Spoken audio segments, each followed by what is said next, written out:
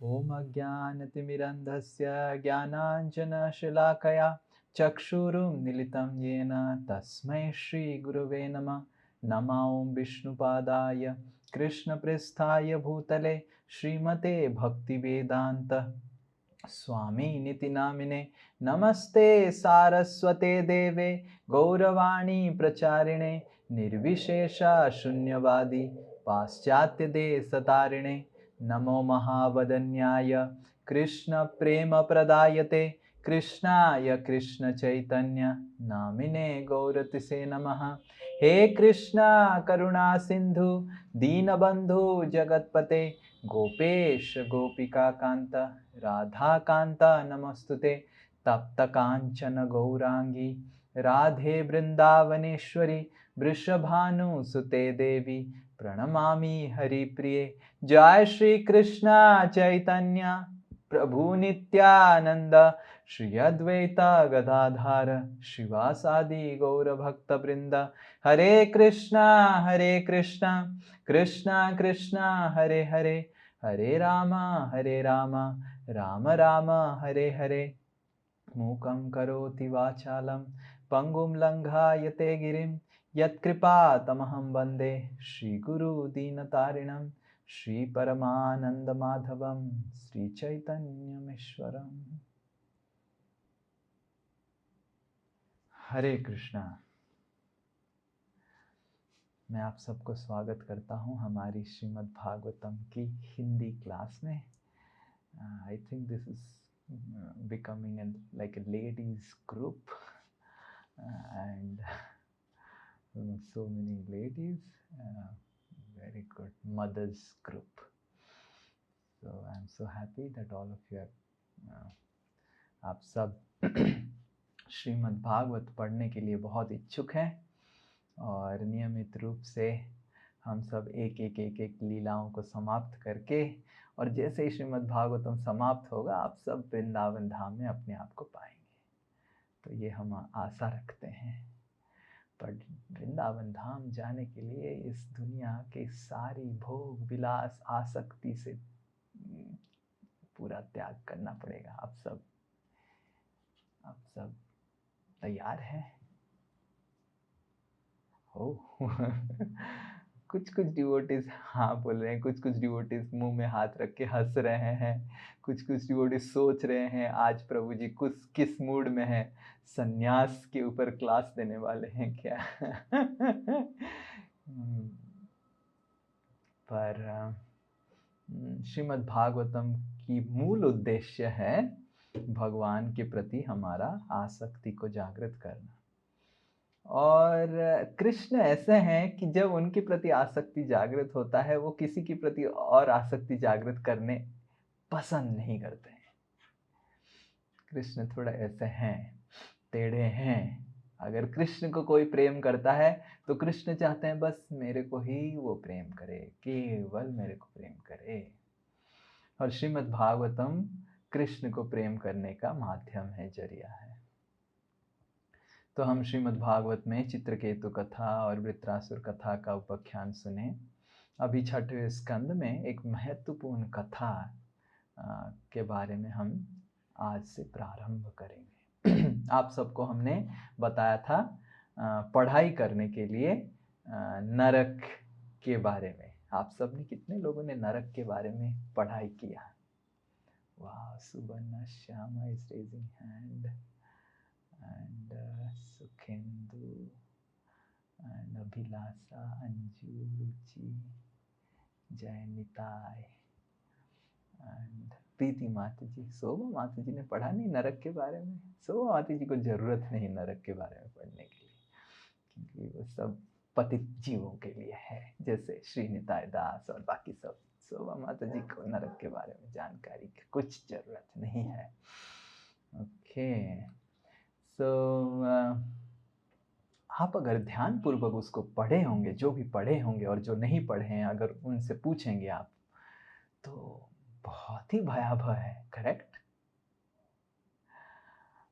एक नरक है जहाँ पे आपको सुगर केन मतलब अखरोस मतलब क्या बोलेंगे, गन्ना गन्ना के जैसे आपको घुसाया जाएगा, पीसा जाएगा, और एक नरक में आपको तेल में फ्राई किया जाएगा, और एक नरक में एक तांबे का प्लेट है, वो नीचे से गर्म हो रहा है, ऊपर से वो हो रहा है, और एक है जहाँ पे तलवार जैसे पत्ता के साथ पेड़ हैं जहाँ आपको ऊपर से गिराया जाएगा, और एक नदी है जो पूरा विष्टा मूत्र और गंदे गंदे चीज़ों से बना हुआ है, उसमें डुबा दिया जाएगा।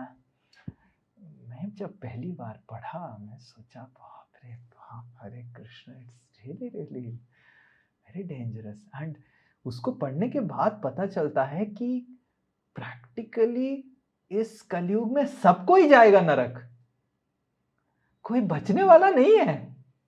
अगर पूरा अच्छे से ध्यान पूर्वक पढ़ें, कलयुग में एक व्यक्ति भी आपको मिलना मुश्किल है जो नहीं जा रहा है। हर कोई सीना फाड़ के with great prestige and pride they are going to hell. Yes. तो ये सब सुनने के बाद परीक्षित महाराज बहुत चिंतित हो गए। उनका चिंता का विषय था कि ये लोगों का उद्धार कैसे होगा, कैसे इतना सारा नरक में सब जाएंगे, इतना कष्ट मिलेगा, कष्टों से उद्धार कैसे होगा।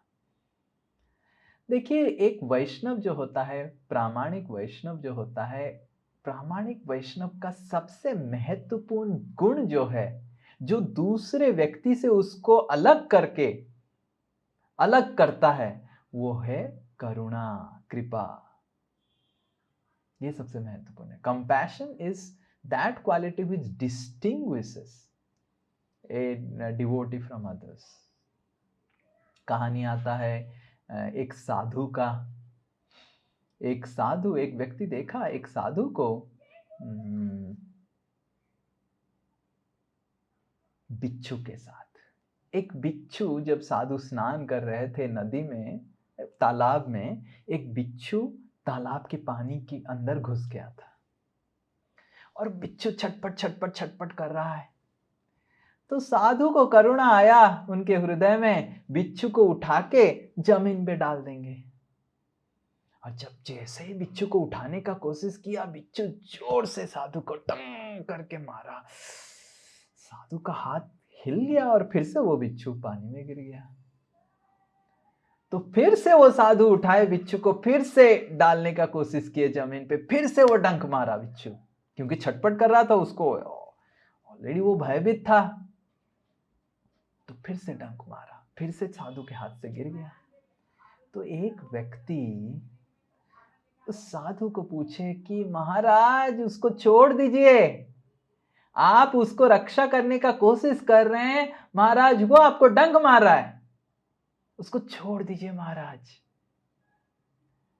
तो साधु बताए कि वो अगर डंक मारने का उसका धर्म है, वो अगर अपना धर्म छोड़ नहीं रहा है, मैं क्यों मेरा धर्म छोड़ूं? क्योंकि साधु का धर्म है करुणा दिखाना।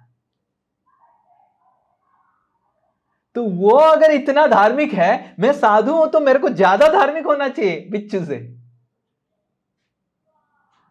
तो मैं कैसे मेरा धर्म को त्याग करूं? तो एक वैष्णव का जो प्रामाणिक गुण होता है, जो दूसरे व्यक्तियों से वैष्णव उभर के आता है, निकल के आता है, निखर के आता है, वो है एक वैष्णव का करुणा।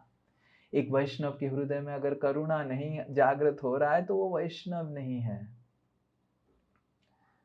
Recording in progress. Hare Krishna, recording, तो वैष्णव नहीं है। तो इसलिए हमको समझना चाहिए कि करुणा जो है एक होलोग्राम जैसा है। आपने देखा होगा, कभी कभी आप सब तो गृहिणी हैं तो बहुत सारी चीज़ें खरीदते होंगे, और स्पेशली लेडीज़ लोगों को शॉपिंग बहुत अच्छा लगता है। तो आप जब खरीदते हैं सामान, कुछ सामान, आजकल क्या होता है कि एक नाम जब फेमस हो जाता है, एक ब्रांड नेम अगर फेमस हो जाता है, उसी ब्रांड का दूसरा बहुत सारा चीज़ें निकल जाता है, करेक्ट? और फिर जो ओरिजिनल ब्रांड होता है वो मैसेज भेजते हैं, हमने होलोग्राम लगाया है, ये ओरिजिनल होलोग्राम देखने से आपको पता चलेगा ये ओरिजिनल प्रोडक्ट है, इसी को खरीदिए। और फिर होलोग्राम का अलग अलग चीजें रहता है। एंड तो वैष्णव का जो होलोग्राम है वो है करुणा। वैष्णव को समझने का जो होलोग्राम है करुणा। वैष्णव को समझने का ये नहीं कि तिलक लगा दिया, कोई माला पहन लिया, वस्त्र परिधान जो किया है उसको बदल दिया तो वैष्णव हो गया।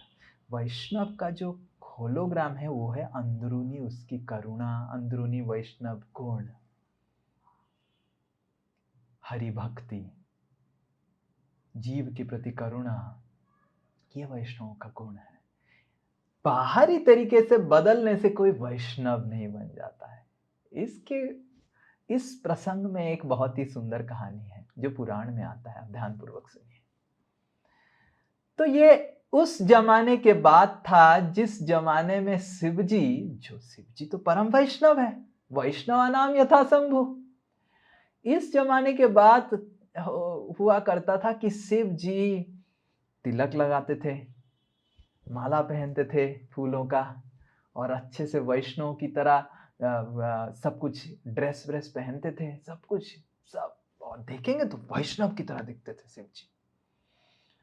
और जप माला, बीड बैग, और बीड बैग के साथ हरि नाम करना, तिलक और फूल माला, सब कुछ।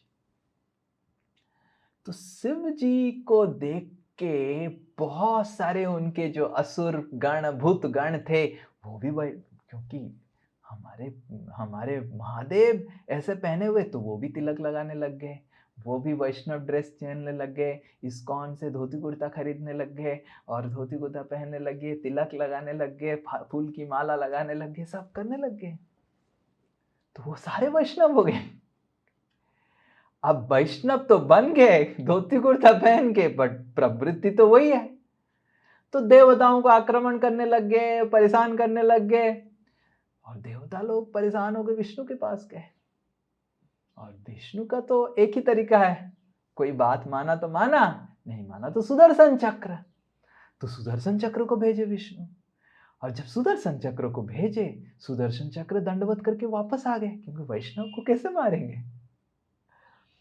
अब बार बार सुदर्शन चक्र को भेजते थे और भगवान बोलते थे क्या हुआ, मारा नहीं, क्या किया ना, वो तो वैष्णव है, कैसे मारेंगे। भगवान बोले अरे वो वैष्णव नहीं है। सुदर्शन चक्र बोले वो तो वैष्णव परिधान किया है, मैं मार नहीं सकता हूं, मेरे को। तब भगवान विष्णु पहुंचे शिव जी के पास, बोले कि ऐसे ऐसे समस्या है, ये सब तो नहीं चलेगा। तो शिव जी बोले तो क्या चलेगा, आपको ऐसे ऐसे करना छोड़ना पड़ेगा। तब फिर शिव जी कंकाल का माला पहनने लग गए, तिलक हटा के भस्म लगाने लग गए, और ये सब करने लग गए। सारे भूत गण, सब कुछ जैसे राजा वैसे प्रजा, तो वो सारे भूत गण भी अपना कंकाल, ये वो सब कुछ, सांप वाप सब बिच्छू लगाने लग गए, और फिर सुदर्शन चक्र उनको हत्या की। पर कहने का मतलब ये है कि कोई केवल बाहरी तरीके से बदलने से वैष्णव नहीं बन जाता है, प्रवृत्तियों को बदलना पड़ेगा। प्रवृत्तियों को बदल के हमको करुणा भाव जागृत करना पड़ेगा, वैष्णव गुण जागृत करना पड़ेगा। वैष्णव गुण से ही वैष्णव की पहचान होता है। तो उस तरह आप सब भी भगवान के भक्त होने का हम सब कोशिश कर रहे हैं। अभी तक हमने भगवान का भक्त नहीं बने हैं, हम भगवान का भक्त बनने का कोशिश कर रहे हैं। तो आप सब जो माताएं हैं, जैसे आप माताएं थे भक्त बनने से पहले, तो अभी आपकी प्रवृत्तियों में थोड़ा बदलाव आना चाहिए। मतलब आपके पतिदेव समझना चाहिए कि हाँ सही में बहुत अच्छा भक्त बन गई, तो कितना अच्छा हो रहा है, घर में बहुत शांति है। तो जो प्रभु जियां हैं, जो प्रभु जी हैं, तो उनकी जो पत्नियां हैं वो भी एक बदलाव देख सकते हैं कि हाँ हमारे प्रभु जी इतना अच्छा भक्त बन गए, तो बहुत अच्छा हुआ है। तो ये जो हमारी पर्सनालिटी, हमारी चरित्र में बदलाव आना चाहिए जब हम वैष्णव बन रहे हैं, ये महत्वपूर्ण है। और सबसे महत्वपूर्ण जो वैष्णव गुण है वो है करुणा। अगर हमारे हृदय में करुणा नहीं है तो हम वैष्णव नहीं हैं। कितना भी हम माला फेर लें, कितना भी हम प्रसाद खा लें, करुणा हमारे हृदय में होना चाहिए। हमको कितना भी कोई कष्ट दे, हम दूसरों को कष्ट ना दे के हम दूर रह सकते हैं उनसे, पर हमको कष्ट नहीं देना चाहिए। वैष्णव के हृदय में करुणा होना चाहिए, ये महत्वपूर्ण है। और परीक्षित महाराज क्योंकि महाभागवत है, वो प्रश्न पूछ रहे हैं 6ठे स्कंद के प्रथम अध्याय में कि इन लोगों का उद्धार कैसे होगा, कैसे इन लोगों का उद्धार होगा बताइए। इस तरह का प्रश्न पूछ रहे हैं। आप अगर पढ़ेंगे पहला अध्याय तो परीक्षित महाराज प्रश्न पूछ रहे हैं कि कैसे उद्धार होगा। और सुखदेव गोस्वामी परीक्षित महाराज को बोलते हैं कि जितने सारे हम पाप कर्म किए हैं, अपनी शारीरिक तरीके से, मन से या फिर जबान से, उन सबको प्रायश्चित करना पड़ेगा मरने से पहले। नहीं तो अगर प्रायश्चित नहीं किए हैं तो जरूर नरक में भुगतना पड़ेगा। जैसे सुखदेव गोस्वामी उदाहरण बताते हैं, एक व्यक्ति अगर बीमार है तो वो अगर ठीक होना चाहता है उसको दवाई खाना पड़ेगा, तो दवाई खाने से वो ठीक हो जाएगा। तो उसी तरह वो अगर बीमार है, मरने से पहले उसको दवाई खाना पड़ेगा ना, करेक्ट। अब मर ही गया तो उसको दवाई खा के क्या फायदा, हाँ, दवाई कुछ फायदा होगा। तो उसी तरह सुखदेव गोस्वामी बोलते हैं मृत्यु से पहले ही उसको प्रायश्चित का दवाई खाना पड़ेगा अगर उसको नरक में नहीं जाना है। जैसे अगर कोई फिजिकली, शारीरिक तरीके से कोई किसी को कष्ट दिया है तो शारीरिक तरीके से उसको प्रायश्चित करना पड़ेगा, व्रत करके, तपस्या करके। कुछ कुछ लोग व्रत करते हैं तो गर्मी हो रहा है और आग के चारों ओर बैठ जाते हैं गर्मी में। तो शारीरिक अगर कोई किसी को कष्ट दिया है तो शारीरिक व्रत और तपस्या करना पड़ता है। और मानसिक तरीके से दिया है तो मानसिक तप, मौन व्रत करना पड़ेगा, किसी को कुछ बोल नहीं सकते हैं। तो इस तरह शारीरिक तरीके से, मानसिक तरीके से, वाचिक तरीके से जो भी हम किए हैं तो उस हिसाब से हमको प्रायश्चित करना पड़ेगा। और जब कोई प्रायश्चित करता है वो सारा शुद्ध हो जाता है उसका पाप कर्म, और बस वो नरक में नहीं जाएगा।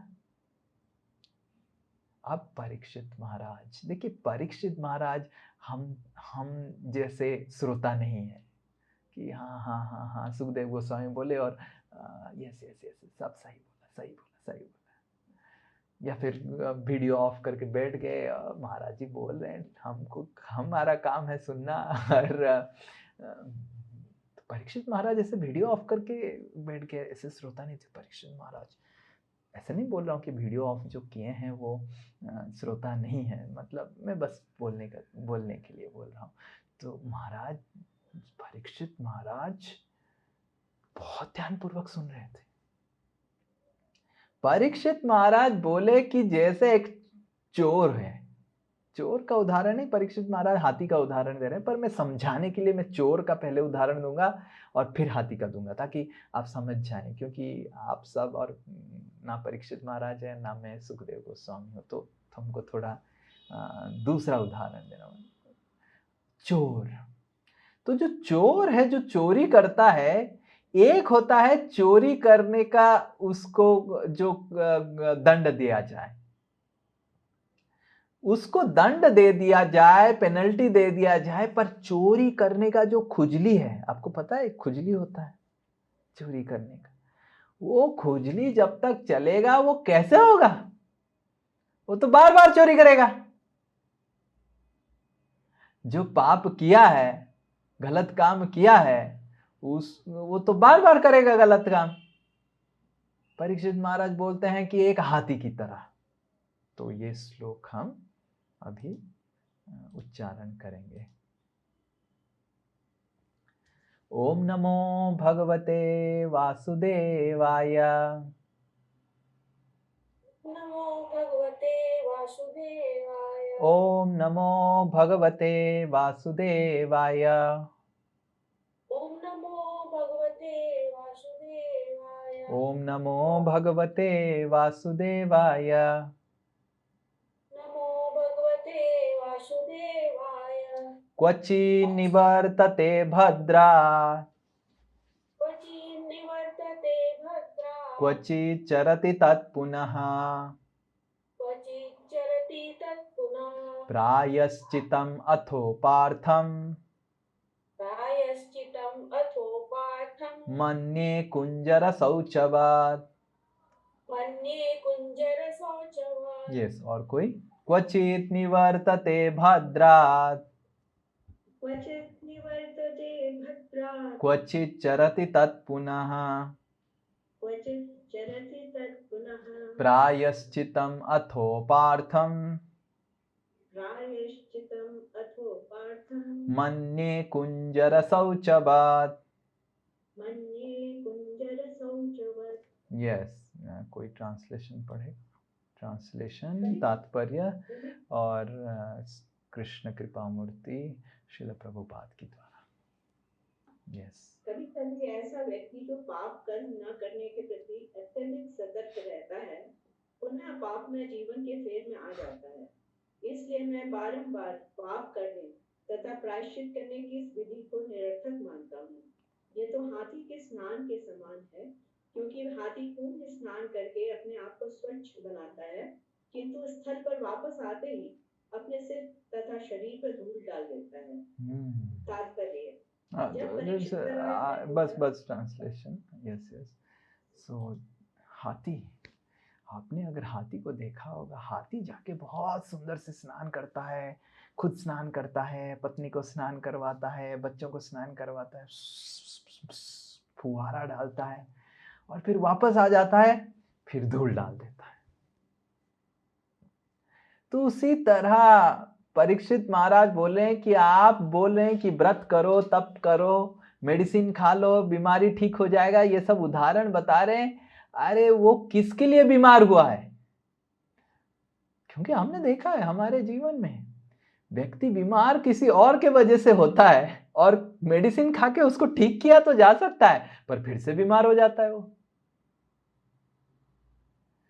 तो बीमारी का कारण तो सॉल्व नहीं होगा, वो फिर से बीमार होगा, फिर से उसको मेडिसिन खाना पड़ेगा और फिर से वो बीमार होगा, क्योंकि उसको जो बीमार होने का कारण अलग है। तो जो लोग, आप अगर ऐसे बता रहे हैं कि प्रायश्चित करने से, पर मेरे को ठीक नहीं लग रहा है, देखिए ये बहुत महत्वपूर्ण है कि हम अंधा तरीके से किसी को अनुकरण ना करें। ऐसे नहीं कि हमारे गुरु वर्ग हैं, जो भी बोले हाँ हाँ हाँ गुरुदेव, हाँ हाँ गुरुदेव। हमको समझना चाहिए और प्रश्न पूछने का आदत बनाना चाहिए।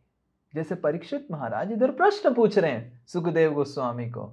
ऐसे नहीं कि सुखदेव गोस्वामी बोले प्रायश्चित करो और परीक्षित महाराज बोले कि नेक्स्ट चैप्टर भागवत का। ऐसे नहीं बोले, आगे बढ़िए महाराज जी, बहुत अच्छा बोला, प्रायश्चित कर लेते।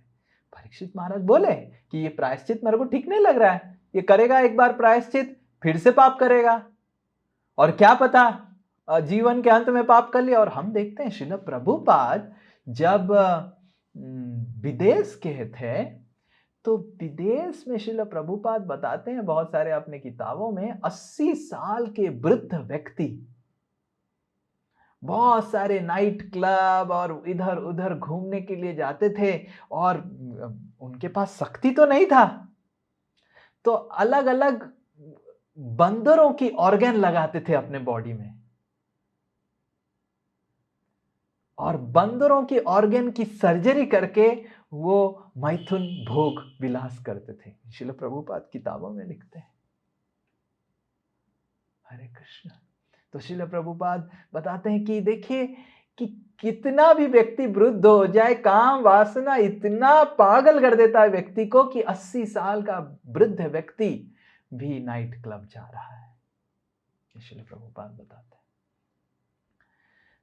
तो उस तरह कि एक व्यक्ति बीमार हो जाता है, मेडिसिन तो खा लेता है, पर अगर वो बीमार जो हुआ है उसको पता नहीं है, तो फिर से वो बीमार हो, क्योंकि उसको पाप करने का प्रवृत्ति तो प्रायश्चित से नहीं जाएगा, वो फिर से पाप करेगा, तो उसका क्या? फिर सुखदेव गोस्वामी बोले, हाँ हाँ हाँ हाँ, अरे मैं तो बस परीक्षा कर रहा था कि तुम सोया हुआ है, कैमरा बंद करके उस साइड सो गया क्या, क्या किया, कैसे किया, मैं बस तुमको परीक्षा करने था। तुमने सही बोला, सही बोला, सही बोला, बिल्कुल सही बोला। क्योंकि ये पूरा जो पाप होता है ना, ये अज्ञान से व्यक्ति कर लेता है। जब व्यक्ति अज्ञानी होता है तो पाप करता है, उसको पता नहीं है कि ये पाप है। जैसे मैं बहुत सारे लोगों को पूछता था जो अभी सब पाप छोड़ दिए हैं, मांस मछली छोड़ दिए हैं, तो मैंने इंटरव्यू लिया है, क्योंकि मैं बचपन से नहीं खाता था, तो मैंने इंटरव्यू लिया। मैं पूछा कि कैसे आप लेते थे, आपको क्या पता नहीं था? ना ना प्रभु जी, कुछ पता नहीं था ये कि पाप है, और जिस दिन पता चला तुरंत में छोड़ दिया। तो हमको समझ में आया कि ज्ञान कितना महत्वपूर्ण है, और सुखदेव गोस्वामी भी यही चीज बता रहे हैं कि ज्ञान इतना महत्वपूर्ण है कि जैसे ही एक व्यक्ति ज्ञान प्राप्त कर लेता है कि ये पाप है, ये पुण्य है, ये पाप के वजह से मेरे को इस नरक में जाने का मौका मिलेगा, एक सुनहरा मौका मिलेगा इस नरक में जाने का, तो तुरंत वो छोड़ देता है। तो इसीलिए क्या सही है जीवन में, क्या गलत है, इसका ज्ञान महत्वपूर्ण है। तो पहले तो सुखदेव गोस्वामी बताए कर्म योग करने के लिए, कर्म करो और कर्म से प्रायश्चित करो। फिर जब परीक्षित महाराज ने खंडन कर दिया कि ये कर्म से प्रायश्चित कुछ फायदा नहीं होगा, क्योंकि वो फिर से गलत काम करेगा, तो फिर सुखदेव गोस्वामी बता रहे हैं ज्ञान मार्ग बहुत महत्वपूर्ण है, ज्ञान प्राप्त करना बहुत महत्वपूर्ण है।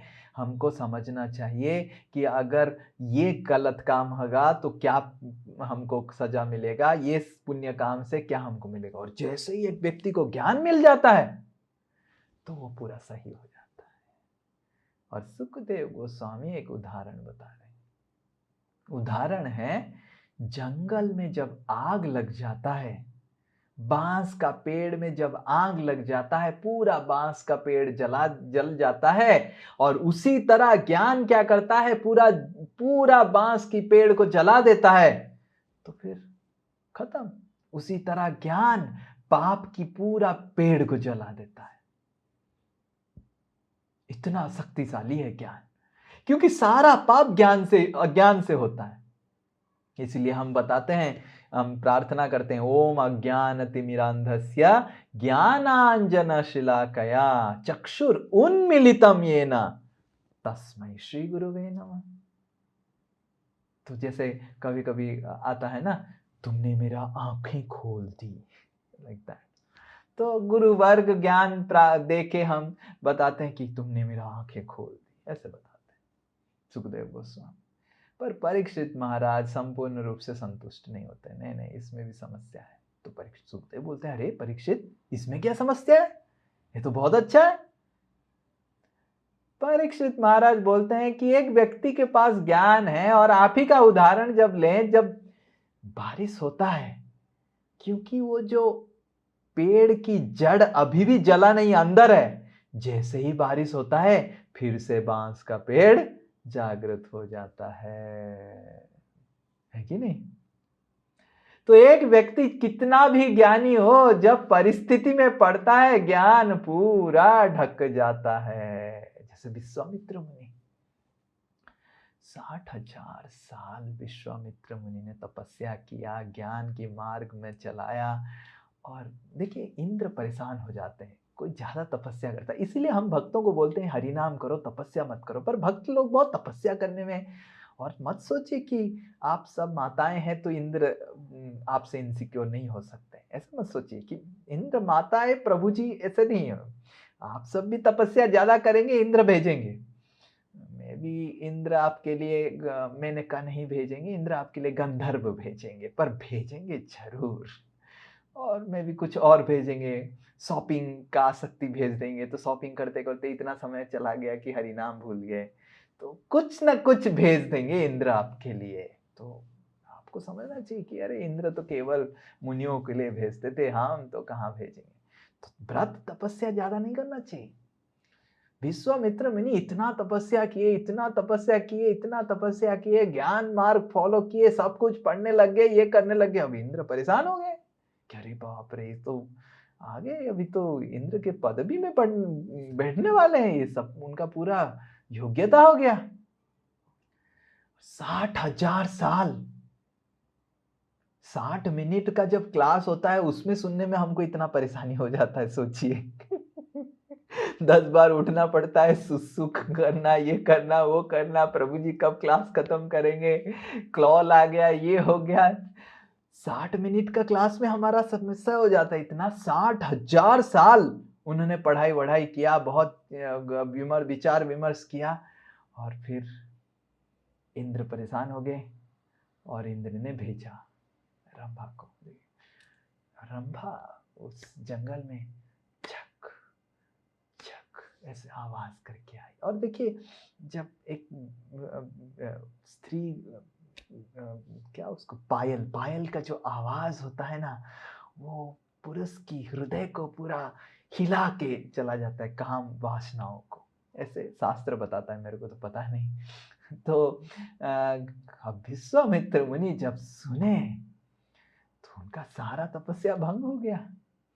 और फिर मेनका रंभा जो भी हुआ, फिर शकुंतला पैदा हो गई। आप सबको कहानी पता है। हरे कृष्ण। तो इतना 60,000 साल की ज्ञान सब हरे कृष्ण हो गया। तो परीक्षित महाराज बोल रहे हैं क्योंकि वो जड़ था। एक ज्ञान योगी के हृदय में केवल ऊपर से सब जल जाता है, जड़ अंदर रहता है। और जैसे ही अपॉर्चुनिटी, सही सुजोग मिलता है, फिर से वो काम की पेड़, गलत काम का पेड़ जागृत हो जाता है। अब उसका बताइए महाराज जी, क्या होने वाला है। तो ऐसे सुखदेव गोस्वामी को परीक्षित महाराज प्रश्न पूछ रहे हैं कि इतना आसान नहीं है कि आप केवल पढ़ाई कर दें और फिर हरे कृष्णा। फिर खाली पढ़ाई करने से नहीं होने वाला है, क्योंकि ज्ञान कितना भी मिल जाए, जैसे एक अंग्रेजी में कहावत है, मेरे को पता नहीं आप सब हिंदी में क्या बोलते हैं, honesty is lack of opportunity. किसी को पता है हिंदी में इसका क्या है मतलब, हिंदी का क्या इसका प्रभाव किसको पता है? कि ईमानदारी ही सर्वोत्तम नीति है। ना ना ना ना ना ना ना ना ना honesty is lack of opportunity. मतलब ईमानदारी कब है? जो आपके पास गलत काम करने का सुजोग नहीं है। तो आपके पास गलत काम करने का सुजोग नहीं है तो बहुत ईमानदार है, बहुत ईमानदार। पर अगर सुजोग है गलत काम करने का, तो फिर मैं ईमानदार नहीं रहूंगा। तो ज्ञान जब हमको प्राप्त करते हैं, पर हमारा हृदय अगर शुद्ध नहीं है, तो उस अशुद्ध हृदय में हम प्रभावित हो सकते हैं। आगे जाके हम इस अजामिल कथा के बाद हम दिति और कश्यप मुनि का भी संवाद पढ़ेंगे। उसमें हम देखेंगे कश्यप मुनि भी भगवान के भक्त नहीं थे, पर ज्ञान योगी थे, ज्ञान की मार्ग पालन करते थे, ज्ञान पढ़ाई करते थे, सब कुछ समझते थे।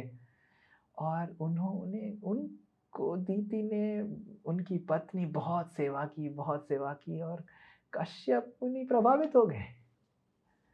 दीति को पूछने लगे, अरे पगली कितना सेवा तुम कर रही है ना, कितना सेवा कर रही है, बोलो ना क्या चाहिए तुमको, कौन सा ऑर्डर चाहिए, फ्लिपकार्ट, अमेजॉन, क्या चाहिए, मैं पूरा क्रेडिट कार्ड देता हूँ।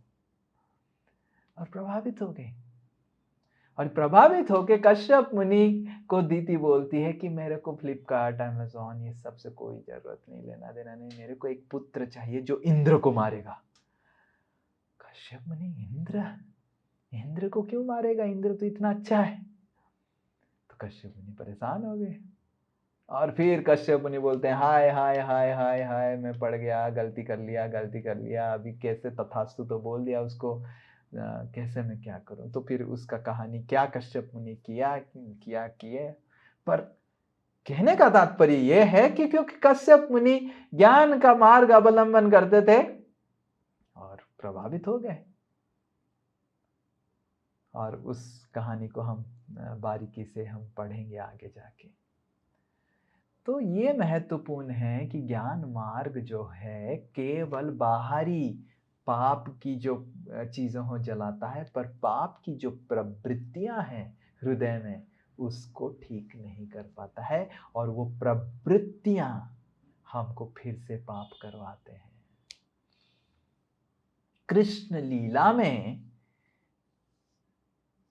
एक सुंदर सा कहानी इसके ऊपर आता है।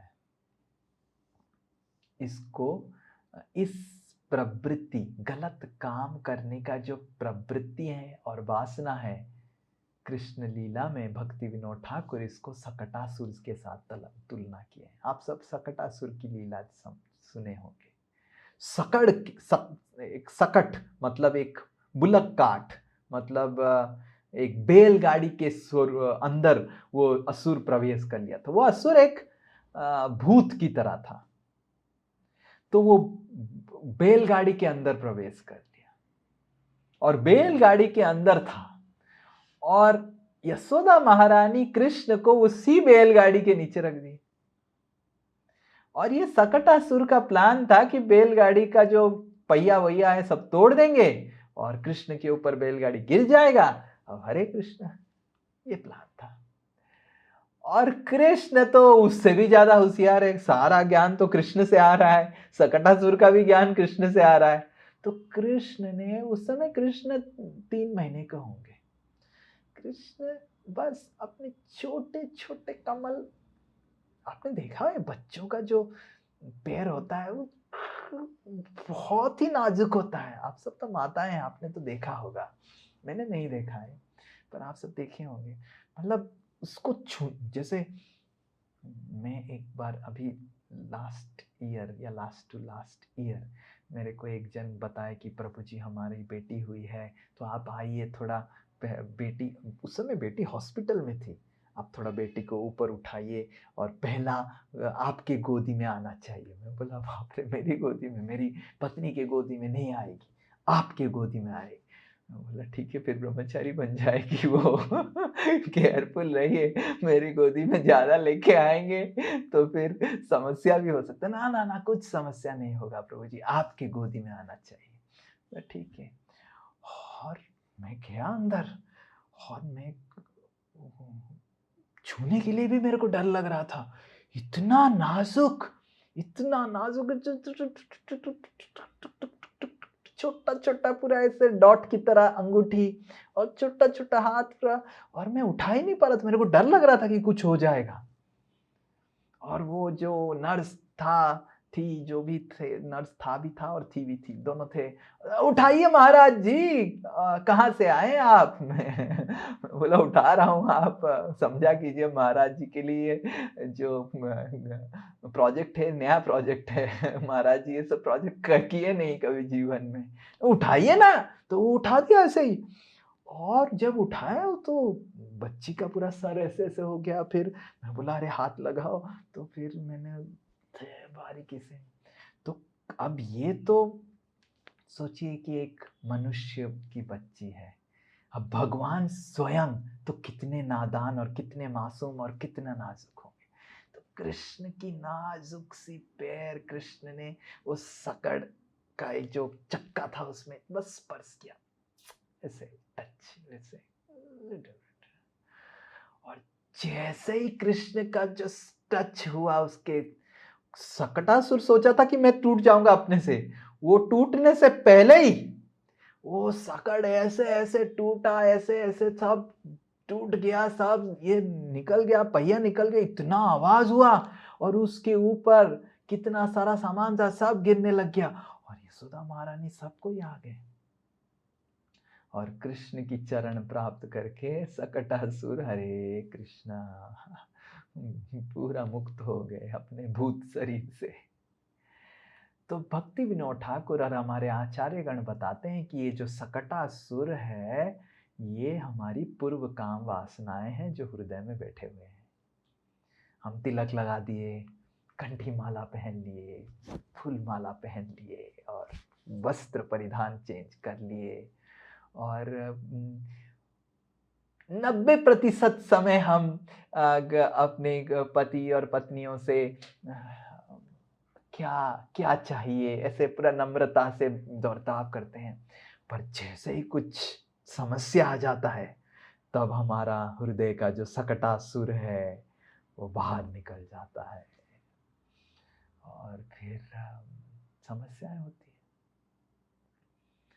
तो हमको समझना चाहिए कि हृदय को साफ करना, ये सकटासुर से, क्या है सकटासुर? हमारी पूर्व प्रवृत्तियां जो वैष्णव सिद्धांत से अनुकूल नहीं है, प्रतिकूल है।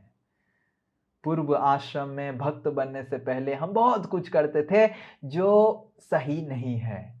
कोई भी गाली मार देते थे, किसी को भी द्वेष कर लेते थे, कोई अगर आप हमको कुछ बोलता था उसको धमकी देके पूरा अरे और चुगली करते थे। क्या क्या माता जी लोग तो पहले चुगली में तो एक्सपर्ट, मतलब इसको बोलना, उसको बोलना, इसका निंदा करना, उसका निंदा करना, ये सब भक्ति की प्रतिकूल प्रवृत्तियां हैं जो हम सब जानबूझ के हो या फिर बिना समझ के हम करते थे, पाप भी करते थे।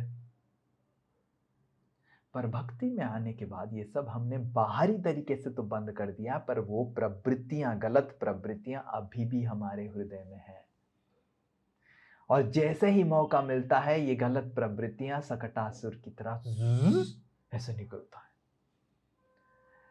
तो उस प्रवृत्तियों को कैसे ठीक किया जाए, ये प्रश्न परीक्षित महाराज सुखदेव गोस्वामी को बोलते हैं, केवल ज्ञान से होगा नहीं, क्या करना पड़ेगा। तो सुखदेव गोस्वामी ये सुंदर सा श्लोक बताते हैं जो आप सब इस को याद कीजिए। ये श्लोक बहुत महत्वपूर्ण श्लोक है। यस, ये श्लोक है छठे स्कंद का प्रथम अध्याय का 15वां श्लोक।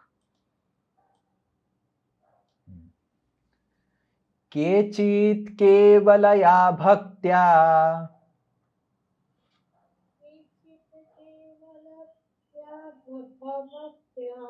वासुदेव परायणा अघं धुन्वन्ति कार्ष्णेन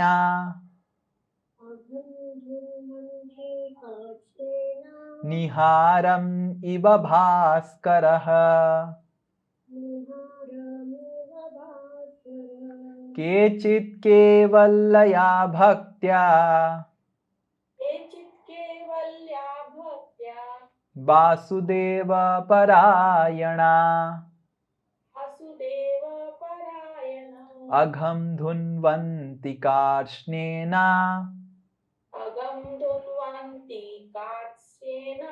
निहारम् इव भास्करः। यस, ट्रांसलेशन पढ़िए।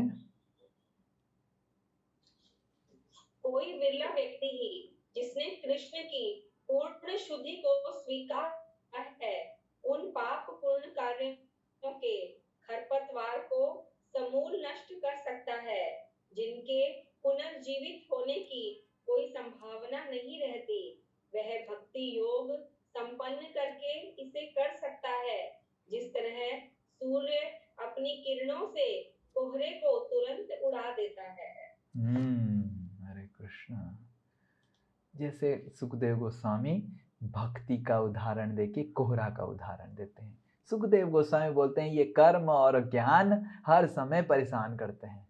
कर्म और ज्ञान संपूर्ण नहीं है, पर कोई अगर भक्ति मार्ग में भगवान का नाम ले रहा है, नवविधा भक्ति कर रहा है, भगवान के बारे में सुन रहा है, भगवान की लीलाओं का कीर्तन कर रहा है, स्मरण कर रहा है, तो अगर कोई करता है तो वो जरूर उसका हृदय शुद्ध हो जाएगा, और हृदय शुद्ध होके उसका पाप करने का प्रवृत्ति समाप्त हो जाएगा। उदाहरण स्वरूप, जिस तरह जब कोहरा होता है, कितना भी कोशिश कीजिए, आधुनिक वैज्ञानिक लोग बहुत कुछ आधुनिक समाज में आगे बढ़ गए हैं विज्ञान में, अभी तक कोहरा का कुछ सॉल्यूशन नहीं आया। फ्लाइट होता है तो कैंसिल हो जाता है, डाइवर्ट हो जाता है कोहरा जब हो जाता है। और कब कोहरा जाता है? जब सूर्य जागृत होता है। तो सुखदेव गोस्वामी बोल रहे हैं कि जिस तरह सूर्य जैसे ही उठते हैं, उदय होते हैं, सारा कोहरा चला जाता है, उसी तरह हृदय में जो सकटासुर का कोहरा है, हृदय में जो पूर्व वासनाएं और प्रवृत्तियां बैठी हुई हैं, उसका जो कोहरा है वो केवल जाएगा जब कृष्ण सूर्य सम कृष्ण हमारे हृदय में जागृत होंगे। और कृष्ण कब जागृत होंगे? जब हम नवविधा भक्ति को ध्यान पूर्वक करेंगे। और उस नवविधा भक्ति में महत्वपूर्ण है श्रवण, कीर्तन और स्मरण। ये तीनों महत्वपूर्ण है। श्रवण करना, कीर्तन करना और स्मरण करना भगवान का, ये तीन बहुत महत्वपूर्ण है। तो ये हमको समझना चाहिए कि जब हम भक्ति करते हैं, आप सब तो माताएं हैं, इसलिए मैं किचन से बहुत सारा उदाहरण दे रहा हूँ। जैसे आप सब मूंग की स्प्राउट्स बनाते हैं, कितने माताएं स्प्राउट्स बनाए हैं? हाथ उठाइए। यस, सब लोग एक्सपर्ट हैं स्प्राउट्स बनाने में। तो मूंग को आप स्प्राउट्स बनाते हैं, तो मूंग को आप धो लेते हैं, उसको फिर अच्छे से धो के फिर एक कपड़े में बांध लेते हैं, फिर उसको लटका देते हैं, फिर सुबह सुबह नेक्स्ट दिन स्प्राउट्स निकल जाता है, करेक्ट? मान लीजिए उसी मूंग को, दाना जो मूंग की बीज होता है, उसको आपने फ्राई किया, रोस्ट किया, और फिर रोस्ट करने के बाद धो लिया और फिर लटका दिया, स्प्राउट्स निकलेगा? नहीं निकलेगा। पर मूंग तो है, पर स्प्राउट्स नहीं निकलेगा। तो हमारे आचार्यगण यही उदाहरण देते हैं कि पाप करने की प्रवृत्ति तो हृदय में है, पर अंकुरित नहीं होता है, क्योंकि भक्ति क्या करता है? पाप की सारी बीज को रोस्ट कर देता है। बीज तो रहता है पर अंकुरित नहीं होता है, कुछ कर नहीं पाता है। और एक उदाहरण, हमारे बहुत सारे आचार्यगण इसके ऊपर टिप्पणियों में बहुत सारे उदाहरण दिए हैं। एक आचार्यगण हमारा उदाहरण दिए हैं स्प्राउट्स की, मूंग की स्प्राउट्स की, कि आप जब कोई भी बीज को जब रोस्ट कर लेते हैं, तवा के ऊपर डाल देते हैं, उसको कितना भी कोशिश कीजिए वो अंकुरित नहीं होगा। उसी तरह पाप की जो प्रवृत्तियां एक व्यक्ति के हृदय में बैठे हुई हैं, अगर भक्ति की मार्ग से वो उसको रोस्ट किया जाए, वो और अंकुरित नहीं होगा, वो पाप कर ही नहीं पाएगा। और हमने देखा है कितने सारे हमारे भक्त लोग भक्ति छोड़ने का कोशिश किए हैं बुरी तरह से, पर छोड़ ही नहीं पाए, क्योंकि भक्ति में आना आसान है पर निकलना थोड़ा मुश्किल हो जाता है। क्योंकि कृष्ण का जब छड़ी पड़ता है एक व्यक्ति का, वो कितना कोशिश करता है, फिर वापस आ ही जाता है घूम फिर के। हमने देखा है बहुत सारे भक्त लोग कितना परेशान हो, नहीं और नहीं भक्ति करेंगे, बहुत हो गया, कितना प्रवचन सुनेंगे, अब थोड़ा भोग विलास में मन देते हैं, अब टाइम होते जा रहा है, पर नहीं हो पाता है। क्योंकि भक्ति क्या करता है? हमारी सारे बीजों को, काम वासनाओं को रोस्ट कर देता है, वो घूम फिर के फिर से आ ही जाता है भगवान के चरण में। और एक भक्त हमारा उदाहरण दिए हैं सांप का। तो सांप जो है वो है पाप करने की प्रवृत्ति, या फिर सांप जो है पाप करने की शक्ति से तुलना किया गया है। और जो सांप का जो जहरीला फन है, जो दांत है, वो पाप करने की प्रवृत्ति है। तो भक्ति क्या करता है? सांप को तो रखता है, पर सांप का जो जहरीला दांत है वो काट लेता है। अब सांप कितना भी डंस मारे, तो फायदा क्या होगा, कोई मरेगा उसका? तो हरे कृष्णा, ज्यादा से ज्यादा थोड़ा सा बोरोलिन एंटीसेप्टिक क्रीम लगाना पड़ेगा, उससे ही ठीक हो जाएगा, है कि नहीं? तो उसी तरह भक्त लोग भी कभी कभी उनका भी पतन हो जाता है, कभी कभी वो भी पथच्युत हो जाते हैं, पर क्योंकि उनका जहरीला फन जो है वो काट दिया गया है, वो भी जब पाप करते हैं, कुछ गड़बड़ काम कर ही लेते हैं, पूर्व प्रवृत्तियों के वजह से कभी कभी भक्त लोग भी पथच्युत हो जाते हैं, ऐसे हुआ है, देखा गया है। पर वो उनका जीवन में नरक यंत्रणा नहीं होता है, नहीं मिलता है, और वो फिर से वापस भक्ति में आ जाते हैं। इसीलिए भगवत गीता में भगवान बोलते हैं, अपिचेत सुदुराचारो भजन्ति माम अनन्य भाग साधुरेवस्य मंतव्य सम्यक व्यवसितो हि सः। कि मेरा भक्त कोई जो भक्ति कर रहा है, वो गंदा से गंदा काम भी करे, वो फिर से वापस भक्ति में आ जाएगा। इसीलिए उसको साधुरेवस्य मंतव्य, उसको भी साधु मानना चाहिए।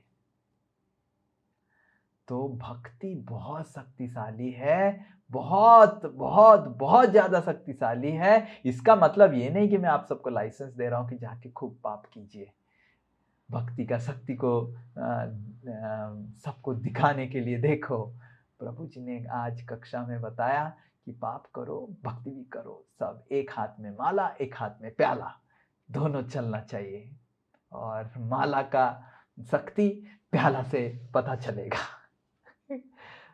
तो ये अपराध हो जाएगा, ये नहीं करना चाहिए। पर हमको समझना चाहिए कि हम सब पूर्व आश्रम में भक्ति करने से, प्रारंभ करने से पहले बहुत पाप कार्य किए हैं, जिसके वजह से हमारे हृदय में प्रवृत्तियां हैं। पर अगर कोई तीव्रता से भक्ति करता है, वो प्रवृत्तियां सब साफ हो जाते हैं। और अगर प्रवृत्तियां साफ नहीं हुआ है, जिसके वजह से वो कभी कभी थोड़ा गलत काम कर भी लेता है, पर उनको समझना चाहिए क्योंकि वो अभी भी भक्ति कर रहा है, उसको नरक यंत्रणा नहीं मिलेगा। और सुखदेव गोस्वामी आगे जाके बोलते हैं, और परीक्षित मैं बताता हूं तुमको, भक्ति पूरा छोड़ दो। कोई अगर भक्ति पूरा नहीं कर रहा है, क्लास और श्रीमद पाठन नहीं कर रहा है, नाम जपन नहीं कर रहा है, पर अगर एक बार भी, परीक्षित, कोई एक बार भी भगवान का नाम ले लिया या भक्ति का कोई भी अंग एक बार कर लिया परीक्षित, तो वो कभी भी अपने जीवन में यमदूतों को नहीं देखेगा। परीक्षित बोले, क्या बात कर रहे हो, एक बार? ये तो ज्यादा हो गया, ये तो शायद थोड़ा भावुकता हो गया महाराज जी। तो परीक्षित महाराज बोले कि सुखदेव गोस्वामी आप शायद थोड़ा ज्यादा बोल दिए, भावुकता में आ गए अभी, एक बार। अब ठीक है, कोई भक्ति कर रहा है, क्लास कर रहा है, माला कर रहा है, दीक्षित हो गया, ये सब हो गया, ठीक है, पर एक बार? सुखदेव गोस्वामी बोले, हाँ एक बार। ना ना ना ना, ये तो मैं विश्वास नहीं कर पा रहा। तो सुखदेव गोस्वामी परीक्षित महाराज को विश्वास जागृत करने के लिए कि केवल एक बार भी जो भगवान की भक्ति का कोई भी अंग को एक बार कर लेता है, उसको मिनिमम नरक यंत्रणा नहीं मिलेगा, उसको बताने के लिए परीक्षित महाराज को सुखदेव गोस्वामी अजामिल की उपाख्यान बताते हैं। यह अजामिल की उपाख्यान, इस जो श्लोक है जो अभी हम उच्चारण करेंगे, उसका एग्जाम्पल, उदाहरण बताने के लिए परीक्षित महाराज बताते हैं। जस्ट 1 मिनट में खोलता हूं। यस, 19 नंबर श्लोक है ये। ओके, हिंदी दिखा देता हूं। यस, आप देख पा रहे हैं हिंदी? हाँ। सकृत्मन कृष्ण पदारविंदयो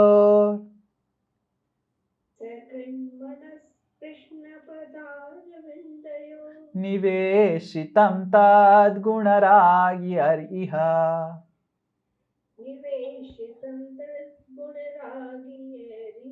न ते यमं पाशभृतश्च तद्भटान्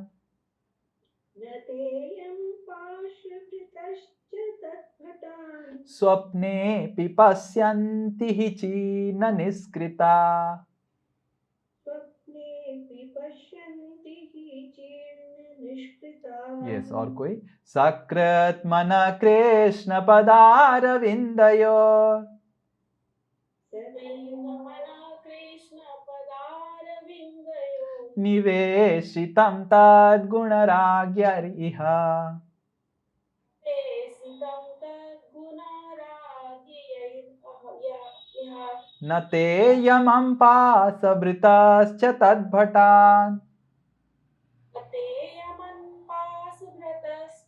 तदभृतान् स्वप्ने पिपश्यन्ति हि चीर्न निष्कृता। स्वप्नेऽपि पश्यन्ति हि तृष्णनिष्कृता। यस, कोई पढ़िए ट्रांसलेशन। यद्यपि जिन पुरुषों ने कृष्ण का पूर्ण साक्षात्कार नहीं किया है, तो भी यदि एक बार भी उनके चरण कमलों की पूर्ण रूपेण शरण ग्रहण कर ली है और जो उनके नाम, रूप, गुणों तथा लीलाओं से आकृष्ट हो चुके हैं, वे सारे पाप कर्मों से पूर्णतया मुक्त हो जाते हैं, क्योंकि इस तरह उन्होंने प्रायश्चित की सही विधि को स्वीकार किया है। ऐसे शरणागत व्यक्तियों को यमराज या उनके दूत, जो कि पापी को बांधने के लिए रस्सियां लिए रहते हैं, स्वप्न में भी दिखाई नहीं पड़ते। तो एक बार भी सकृत मना, देखिए सकृत मतलब एक बार, मना कृष्ण पदारविंदो, एक बार भी कृष्ण के चरण में मन लग गया या फिर मन उच्चारण कर लिया या कुछ कर लिया, भक्ति का कोई अंग कर लिया एक बार, उसको यम भटान, यम पास की भट आपको उनको नहीं मिलेगा। तो परीक्षित महाराज का आंखें बड़ा, वहां क्या बोले गलत बोल दिया, शायद भावुकता में कुछ आ गया आप। तो फिर नहीं परीक्षित, मैं भावुकता में नहीं आता हूँ, मैं उदाहरण बताता हूँ तुमको, और ये उदाहरण ध्यानपूर्वक सुनो, ये केस स्टडी सुनो। मैंने भी इसको सुना है आचार्यों से, मेरे गुरुवर्गों से, ऐसे नहीं कि मैं कहाँ से भी बोल दिया हूँ। ये अजामिल की कहानी प्रारंभ करते हैं कि किस तरह अजामिल की कहानी में एक बार अजामिल ने कुछ कर दिया ताकि पूरा उसको यमपास से दूर हो गया, ये बताने के लिए ये प्रसंग आता है। तो ये हम आगे जाके नेक्स्ट क्लास में सुनेंगे। डिस्कशंस एट डेथ, मृत्यु के समय क्या बातचीत हुआ। हरे कृष्ण। तो आप सबको तो भक्त हैं, तो आप सबको मृत्यु का कुछ भय नहीं। और यमराज तो आप सबको आशीर्वाद करेंगे, और भक्ति करो, और भक्ति करो। बट हमको समझना चाहिए कि क्या, और अजामिल उपाख्यान में हरि नाम की महिमा के बारे में बहुत वर्णन किया गया है, तो उसको भी हम ध्यानपूर्वक सुनेंगे। हरे कृष्ण। किसी का कोई प्रश्न है? नहीं तो हम इधर ही।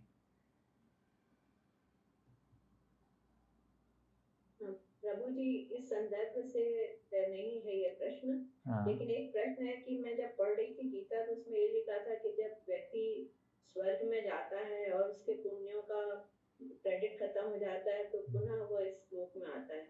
तो क्या जब हम स्वर्ग लोक में जाते हैं तो हम वहां पर पुण्य अर्जित नहीं कर सकते हैं? स्वर्ग लोक में, नरक लोक में पुण्य और पाप अर्जन नहीं किया जा सकता है।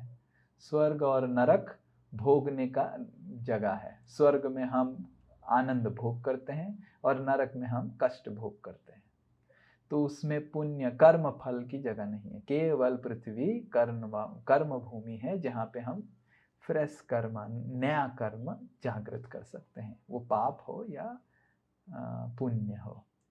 तो स्वर्ग लोक में आप भोगेंगे तो आनंद भोगिए या कुछ कीजिए, तो आपको फिर से इधर आना पड़ेगा। कर्म नहीं रहता है। प्रभु जी, ये जो सोम रस होता है, ये इसको क्या, ये तो मुझे पता है कि ये यहाँ का जो सुरा है उससे कोई मतलब नहीं है, लेकिन अगर कोई पूछता है कि क्या है, तो उसका क्या हम कैसे डिफाइन करेंगे? सोम रस भी एक प्रकार की सुरा जैसा ही है, पार्थक्य यह है कि इस दुनिया के जो अल्कोहल है या फिर दारू है, शराब है, ये हमको रजोगुण और तमोगुण बढ़ाता है। साधारणतः तमोगुण हमारा बढ़ाता है, पर सोम रस भी हम आपको नशा देगा, पर आपकी सत्व गुण में रखेगा, आपको सत्व गुण से नीचे गिराएगा नहीं, आपकी ज्ञान जाएगा नहीं, पर नशा का आनंद आपको मिलेगा। हरे कृष्ण। आपको जिसको नशा का आनंद नहीं मिला वो समझ नहीं पाएगा। तो नशा का जो आनंद होता है, एक जैसे चाय का आनंद तो सबको आपको आता है, तो चाय का एक नशा होता है, उस नशा से एक आनंद मिलता है। पर चाय का जो नशा का आनंद है इस भौतिक संसार में आपकी रजोगुण बढ़ाता है, और शराब का नशा का जो आनंद है वो आपकी तमोगुण बढ़ाता है। पर सोम रस भी एक आनंद है, नशा का ही आनंद है, पर वो आपको सत्व गुण में ही रखता है, आपको तमो और रजोगुण प्रवृत्ति बढ़ाता नहीं। तो इसीलिए सोम रस है। और आध्यात्मिक जगत में भी बारूणी है, जो बलराम जी और सारे गोप सखाएं बलराम जी के साथ पान करते हैं, तो ये बारूणी रस जो है ये आपको शुद्ध सत्वों में रखता है। बारूणी रस पहने से आपको नशा का आनंद भी मिलेगा और भगवान की भक्ति भी बढ़ेगा। हरे कृष्ण। पर बलराम जी के हाथ से पीना पड़ेगा। प्रभु जी, तीसरा प्रश्न ये है कि जैसे हम कहते हैं कि हमारी मृत्यु हो जाती है और हमारी आत्मा ट्रेवल करती है और नया शरीर प्राप्त करती है, तो जैसे हम स्वर्ग में जाते हैं तो शरीर तो है नहीं, तो कैसे हम आनंद का भोग करेंगे? ओके, तो स्वर्ग में आपको स्वर्ग में भोग करने का अनुकूल शरीर मिलता है। जिस तरह आपको अगर समुद्र के नीचे कैसे जीव राशि है उसको देखना है, तो उस उपयुक्त आपको एक शरीर, स्विम सूट पहनना पड़ता है, ऑक्सीजन सिलेंडर लगाना पड़ता है, फिर जाके आप अंदर देख सकते हो सी हॉर्स, केकड़ा, अलग अलग चीजें जो करते हैं, डीप सी डाइविंग करते हैं लोग।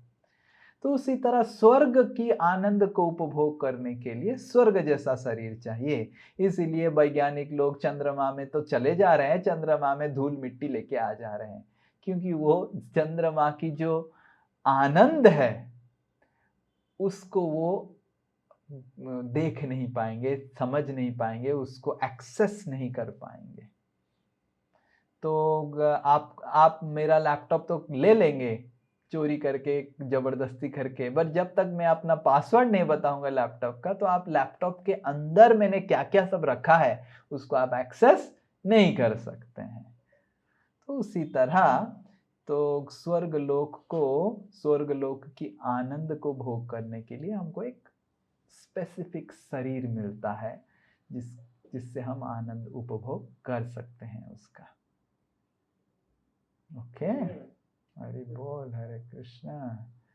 आप हरे कृष्ण प्रभु जी, धन्यवाद। प्रभु जी, गीता में बहुत सारे जगह ना श्रीधर स्वामी का नाम आता है। तो ये श्रीधर स्वामी कौन है? इनका छंदोक उपनिषद का जब भी कुछ रहता है तो फिर इनका नाम आता है। तो श्रीधर स्वामी हमारे परंपरा में सबसे प्रमुख और सबसे पहले प्रारंभ में भागवत और भगवत गीता की टिप्पणियां लिखे हैं।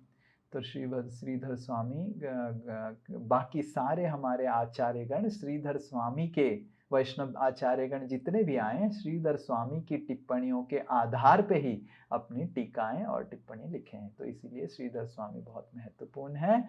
श्रीधर स्वामी के बारे में हम विस्तार रूप से हमारे एक एकादशी कथा में लीला सुनेंगे श्रीधर स्वामी जी का। ओके, हरि बोल, हरे कृष्णा। और कोई? हरे कृष्णा। बहुत बहुत धन्यवाद।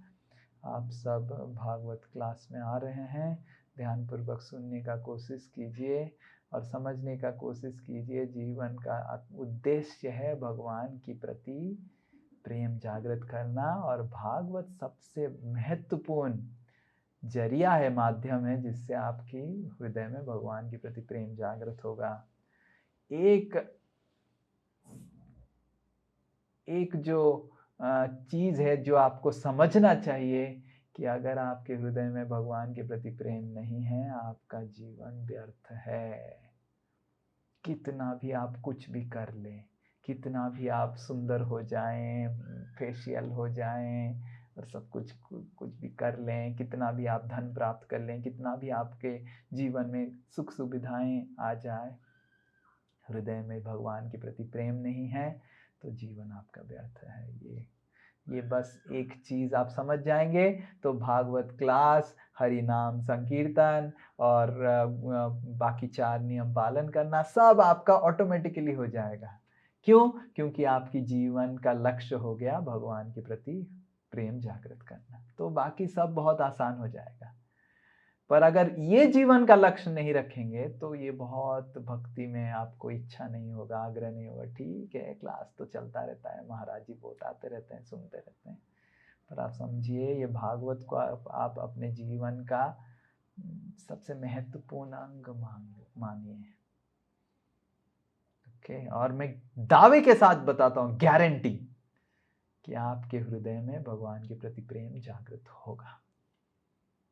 बस आपको भागवत को अपना सबसे अंतरंग संगी और संगिनी मानना पड़ेगा। यस, हरे कृष्णा। यस, जय श्रील प्रभुपाद की जय। वांछा कल्पतरुश्च कृपा सिंधुभ्यैव च पतितानां पावनेभ्यो वैष्णवेभ्यो नमो नमः। अनंत कोटि वैष्णव वृंद की जय। वैष्णव ठाकुर